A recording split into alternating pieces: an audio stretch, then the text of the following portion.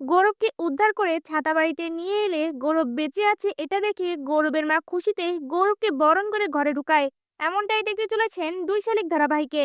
ঝিলিক আবারও ছদ্মবেশ নিয়ে দেবার সাথে পুলিশের দেওয়া সেই গাড়ির লোকেশনের গ্রামটাতে পৌঁছে যায়। ছদ্মবেশী ঝিলিক ও দেবারা মিলে সেই পুরো গ্রামটাতে গাড়িটাকে খুঁজতে থাকে, কিন্তু কোথাও গাড়িটাকে পায় না। এক পর্যায়ে গাড়িটার দূর থেকে চালানা দেখতে পায় আর সাথে সাথেই বলে ওঠে, ঝিলিক যে ওই গাড়িটা না। তখনই দেবা ও ঝিলিক সেই গাড়িটার দিকে তাকায়। এরপর সেই গাড়িটার কাছে গিয়ে ঝিলিক দেবাকে বলে ওঠে, ফোনের সাথে নাম্বার প্লেটটা মিলিয়ে দেখ। দেবাও তার ফোনটা বের করে নাম্বার প্লেটটা মেলানোর চেষ্টা করে, কিন্তু গাড়ির সাথে নাম্বার প্লেটটা মেলে না।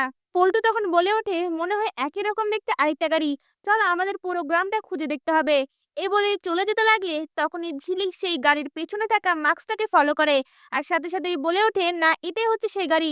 তারা মনে হয় নাম্বার প্লেটটা পাল্টে দিয়েছে। আমাদেরকে বাড়ির ভেতরে ঢুকে দেখতে হবে এখানে আঁখি আছে কিনা। তখন তারা সকলেই সেই বাড়ির ভেতরে ঢুকে পড়ে আর বাড়ির ভেতরে ঢুকে পুরো বাড়িটা খুঁজে দেখার সময় ঝিলিক গৌরবকে দেখতে পায় আর সাথে সাথে পেয়ারেলাল বলে তার কাছে ছুটে যায়। এদিকে আঁখি ও তার গ্যাংরা এই আভাস পেয়ে সাথে সাথেই সকলের চোখে ধুলো দিয়ে সেখান থেকে পালিয়ে যায়। এরপর দেখা যায় ঝিলিক ও দেবা পুরো বাড়ি তন্ন তন্ন করে খুঁজেও কাউকে দেখতে পায় না, আর তখনই বুঝতে পেরে যায় এরা পালিয়েছে।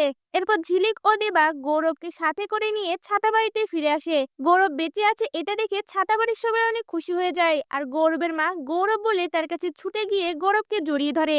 এরপর দেখা যায় গৌরবের মা বরণডালা নিয়ে এসে গৌরবকে বরণ করে বাড়িতে নিয়ে আসে। এমনটাই যদি নতুন পর্বগুলিতে হয় আপনাদের দেখতে কেমন লাগবে, আপনাদের মতামত আমাদের কমেন্টে জানান। ধন্যবাদ।